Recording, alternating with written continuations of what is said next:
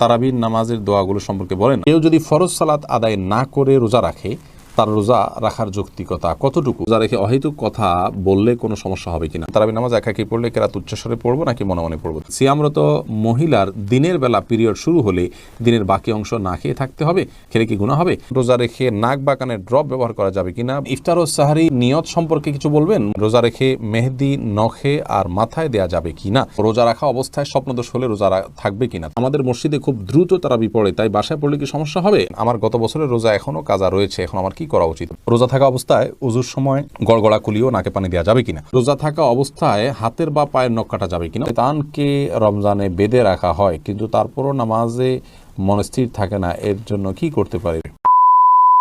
কেউ যদি ফরজ সালাত আদায় না করে রোজা রাখে, তার রোজা রাখার যৌক্তিকতা কতটুকু?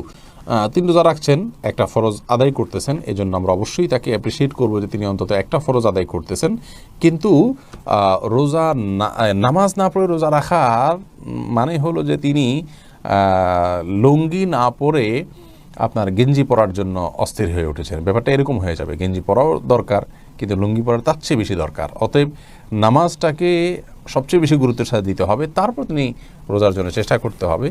নামাজ না পড়ে রোজা রাখা এটা হলো নামাজের গুরুত্ব বা সালাতের গুরুত্ব না বোঝার কারণে। আল্লাহ তাআলা আমাদের ভাইকে বোঝার তৌফিক দান করুন। আবু বকর সানি, আপনি জানতে চাইছেন শয়তানকে রমজানে বেঁধে রাখা হয়, কিন্তু তারপরও নামাজে মনস্থির থাকে না, এর জন্য কি করতে পারি? শয়তানকে রমজানে বেঁধে রাখা হয়, কিন্তু আমাদের মন বা প্রবৃত্তি যেটা আছে সেটাকে বেঁধে রাখা হয় না। তবে সে তো আমাদেরকে মন্দ কাজের দিকে পরিচিত করে। আল্লাহ বলেছেন ইন্নান নাফসা লাম্মারাতুন বিসসু, মানুষের প্রবৃত্তি মানুষের খারাপ কাজের নির্দেশ দেওয়া। অতএব শয়তানের শুধুমাত্র যে এই কাজ করে তা নয়, সেই জায়গা থেকে আমাদের নফস বা প্রবৃত্তিও আমাদেরকে কিন্তু ক্ষতিগ্রস্ত করে, সেটাকে নিয়ন্ত্রণ করা শিখতে হবে। সাবুদ্দিন জানতে চেয়েছেন, আমাদের মসজিদে খুব দ্রুত তারাবি পড়ে, তাই বাসায় পড়লে কি সমস্যা হবে? আপনার যদি এত দ্রুত তারাবি পড়ে যে নামাজ হয় কি না টেনে সন্দেহ হয়, মানে রোকনগুলাই ঠিক মতো করে না, দাঁড়ায়া একটু অপেক্ষা করে, এটা করে না, রুকুতে আপনার যতটুকু না অপেক্ষা করে না ততটুকু করে না, এত দ্রুত যদি করে অনেক সময় রুকু থেকে উঠে সাথে সাথে চলে যায়, একটুও এক সেকেন্ড অপেক্ষা করে না, এরকম করলে তো তার নামাজই হয় না।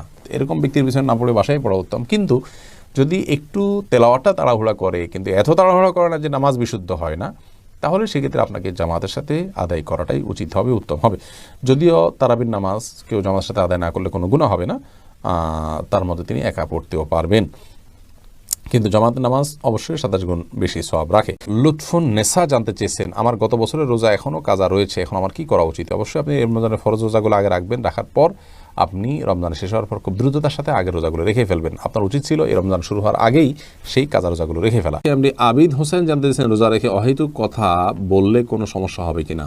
অহেতুক কথা বললে রোজার ক্ষতি হবে, মান কমে যাবে, কারণ ইমানদারের সফলতার পূর্বশর্ত হলো তিনি অহেতুক কাজ থেকে বেঁচে থাকবেন।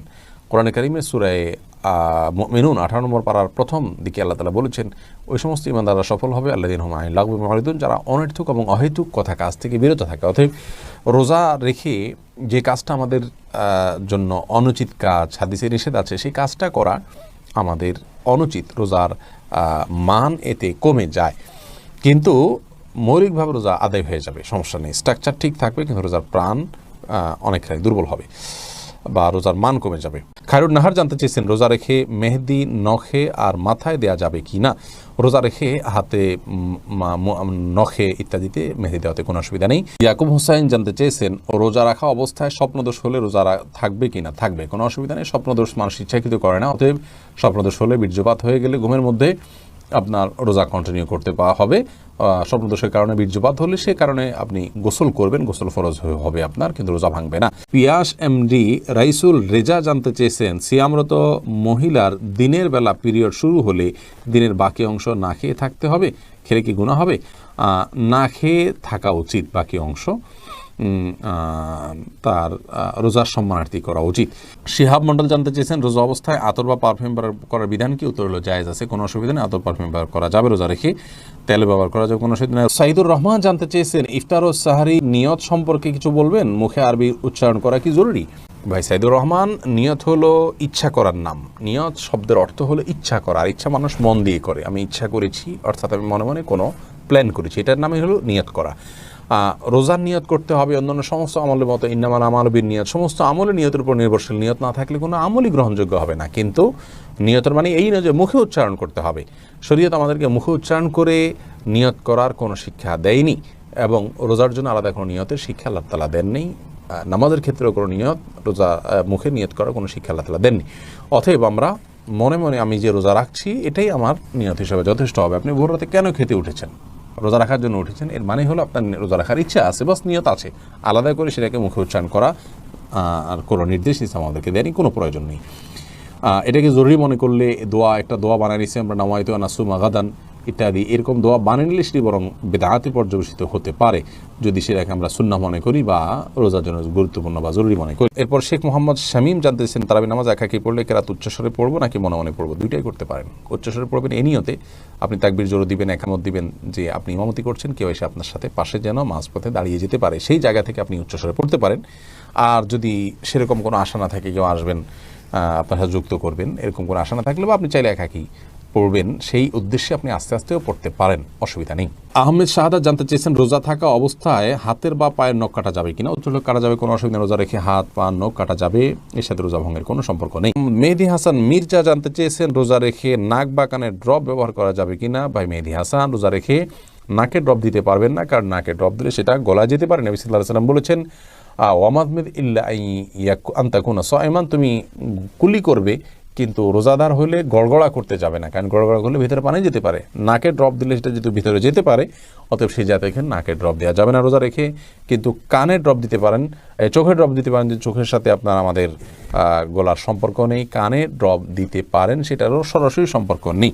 যদি আপনি গলায় স্বাদ অনুভব করেন ড্রপ দেওয়ার পরে কানে বা চোখে, তাহলে সেক্ষেত্রে আপনি সে রোজা আবার রেখে দিবেন, কিন্তু নাকে দিতে পারবেন না, যেহেতু নাকে দিলে সেটা ভেতরে যায়। রোজা থাকা অবস্থায় ওযুর সময় গড়গড়া কুলিও নাকে পানি দেওয়া যাবে কিনা? ভাই বখতিয়ার, খুবই গুরুত্বপূর্ণ একটা প্রশ্ন আপনি করেছেন।